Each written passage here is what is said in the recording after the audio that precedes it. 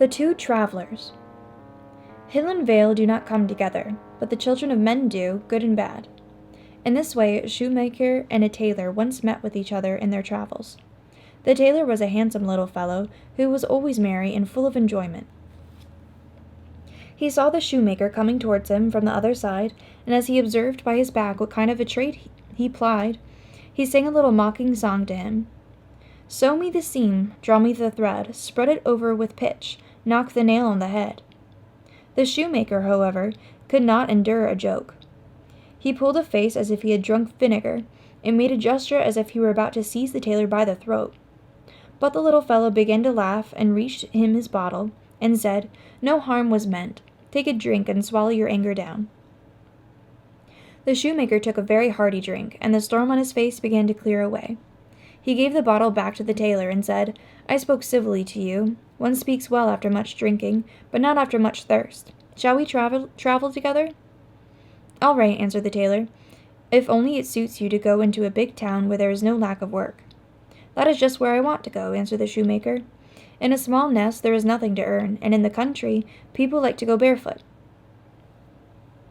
They traveled therefore onwards together, and always set one foot before the other like a weasel in the snow. Both of them had time enough, but little to bite and to break. When they reached a town they went about and paid their respects to the tradesmen, and because the tailor looked so lively and merry, and had such pretty red cheeks, everyone gave him work willingly, and when luck was good, the master's daughter gave him a kiss beneath the porch, as well. When he again fell in with the shoemaker, the tailor had always the most in his bundle. The ill-tempered shoemaker made a wry face, and thought, "The greater the rascal, the more the luck." But the tailor began to laugh and to sing, and shared all he got with his comrade. If a couple of pence jingled in his pockets, he ordered good cheer, and thumped the table in his joy till the glasses danced. And it was lightly come, lightly go with him.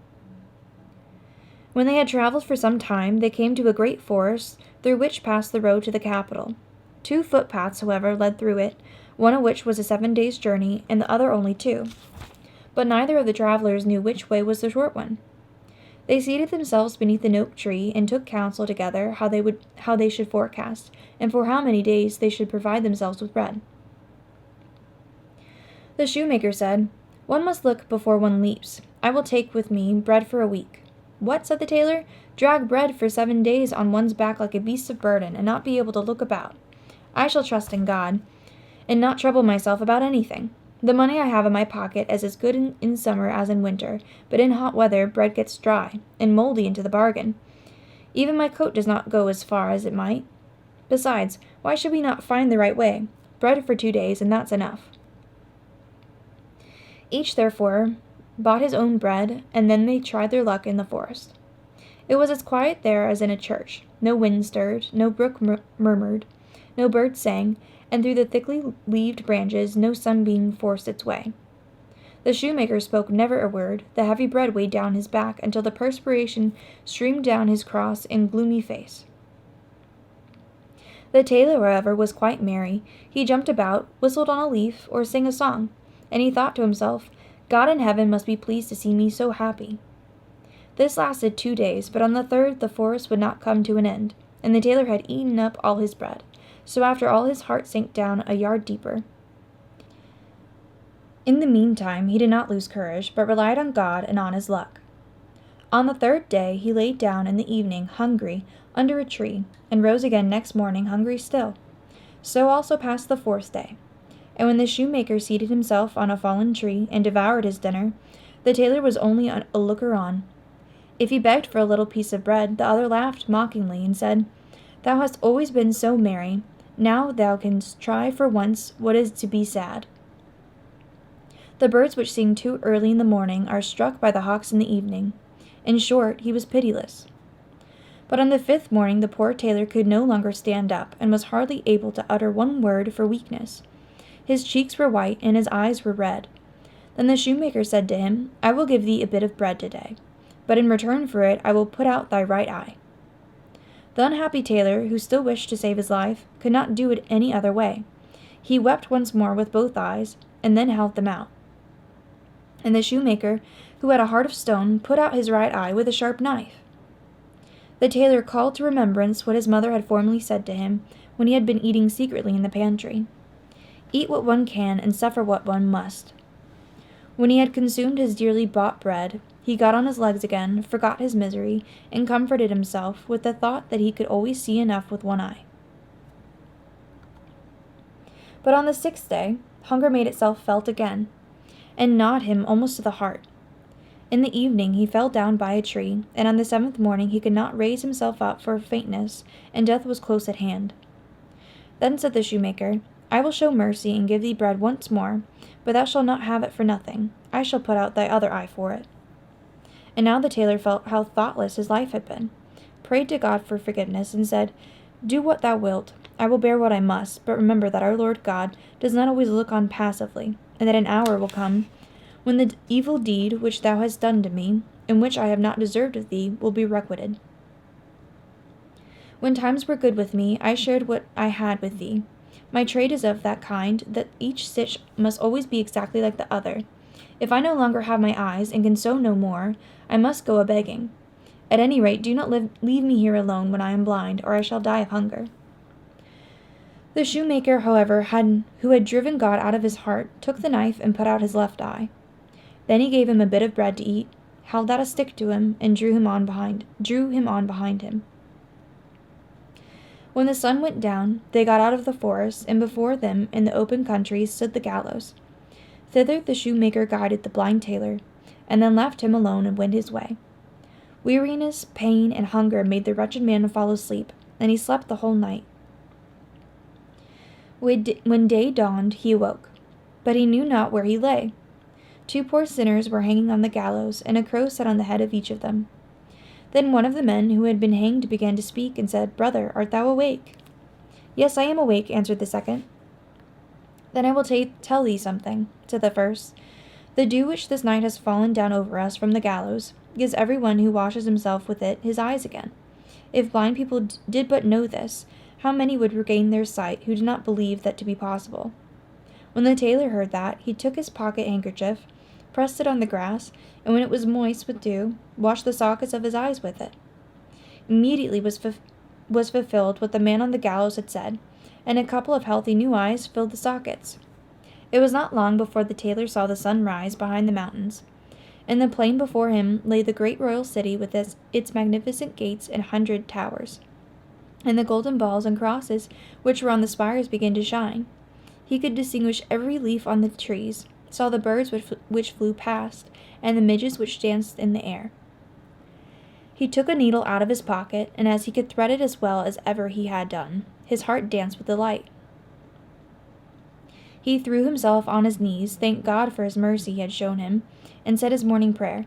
He did not forget also to pray for the poor sinners who were hanging there swinging against each other in the wind, like the pendulums of clocks.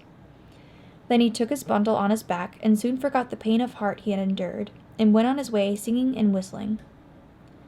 The first thing he met was a brown foal running about the fields at large. He caught it by the mane, and wanted to spring on it and ride into the town. The foal, however, begged to be set free. I am still too young, it said.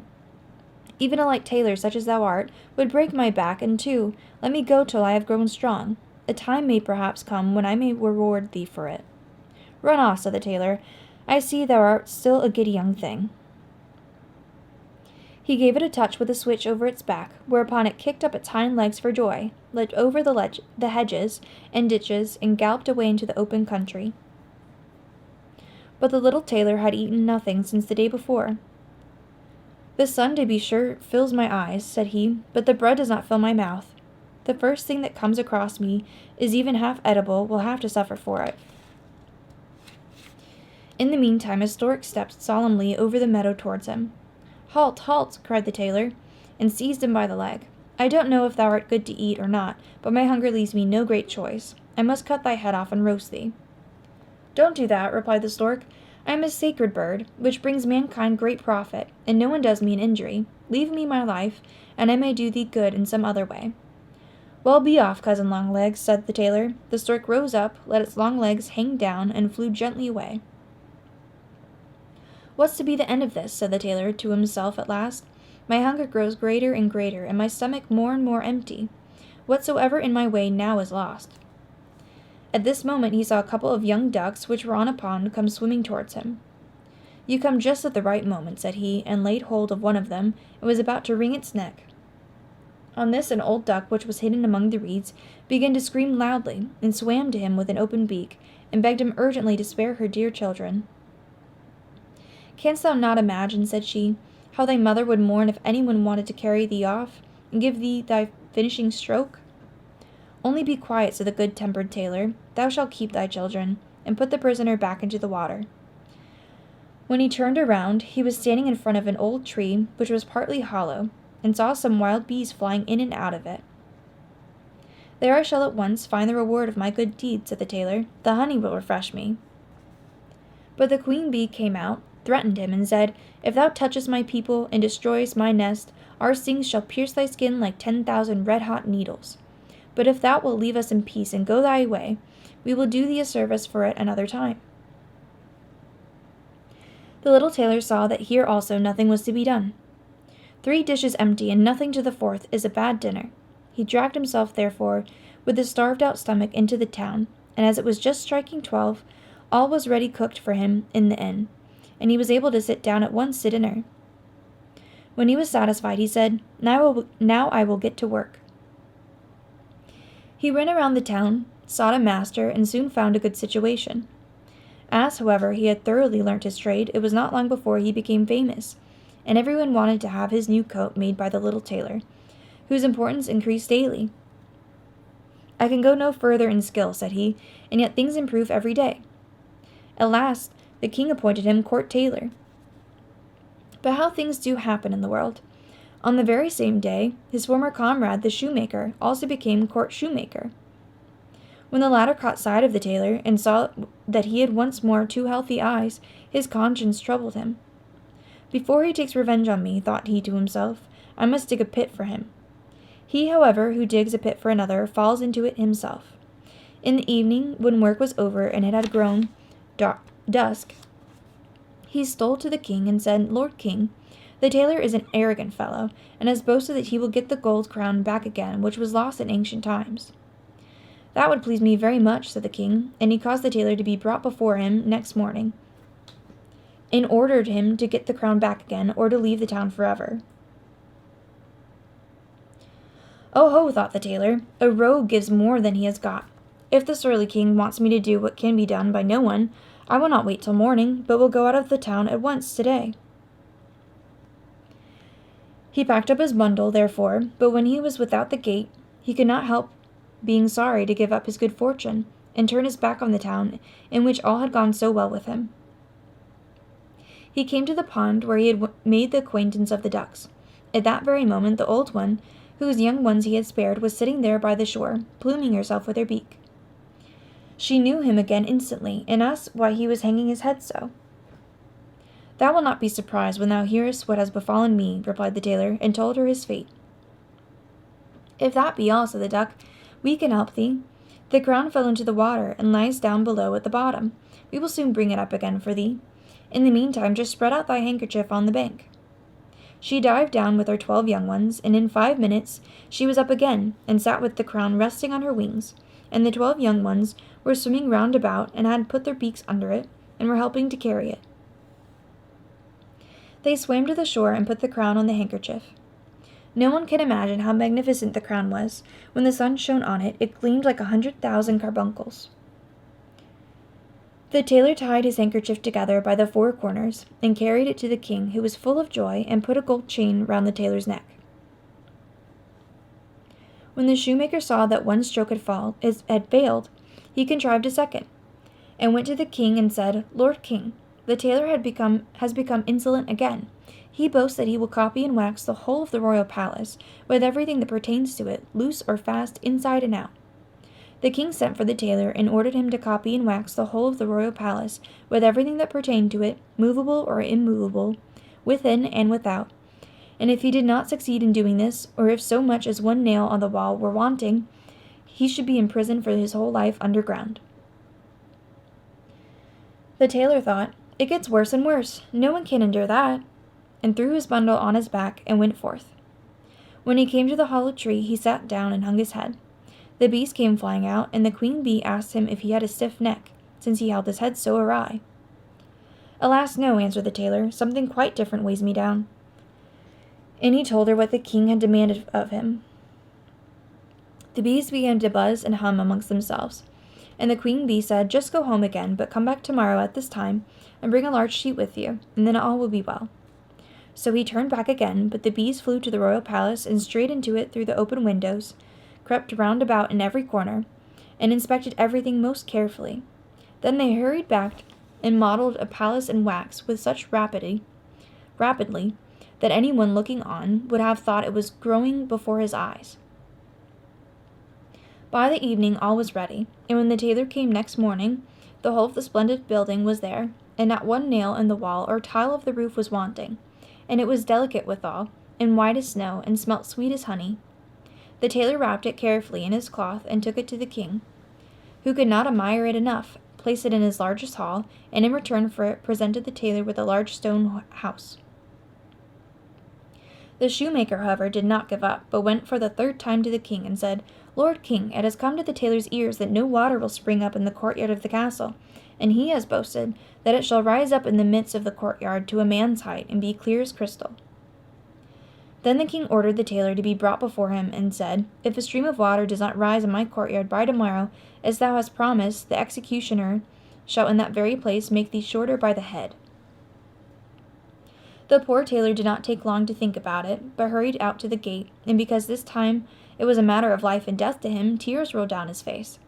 Whilst he was thus going forth full of sorrow, the foal to which he had formerly given its liberty, and which had now become a beautiful chestnut horse, came leaping towards him. "The time is come," it said to the tailor, "when I can repay thee for thy good deed. I know already what is needful to thee, but thou shalt soon have help. Get on me, my back can carry two such as thou." The tailor's courage came back to him. He jumped up in one bound, and the horse went full speed into the town, and right up to the courtyard of the castle. It galloped as quick as lightning, thrice round it, and at the third time it fell violently down. At the same instant, however, there was a terrific clap of thunder. A fragment of earth in the middle of the courtyard sprang like a cannonball into the air, and over the castle, and directly after it a jet of water rose as high as a man on horseback, and the water was as pure as crystal, and the sunbeams began to dance on it. When the king saw that, he arose in amazement, and went and embraced the tailor in the sight of all men. But good fortune did not last long. The king had daughters in plenty, one still prettier than the other, but he had no son. So the malicious shoemaker betook himself for the fourth time to the king and said, "Lord King, the tailor has not given up his arrogance. He has now boasted that if he liked, he could cause a son to be brought to the Lord King through the air." The king commanded the tailor to be summoned, and said, "If thou causest a son to be brought to me within 9 days, thou shalt have my eldest daughter to wife." "The reward is indeed great," thought the little tailor. "One would willingly do something for it, but the cherries grow too high for me. If I climb for them, the bough will break beneath me, and I shall fall." He went home, seated himself cross-legged on his work-table, and thought over what was to be done.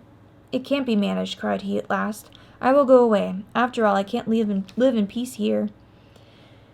He tied up his bundle and hurried away to the gate.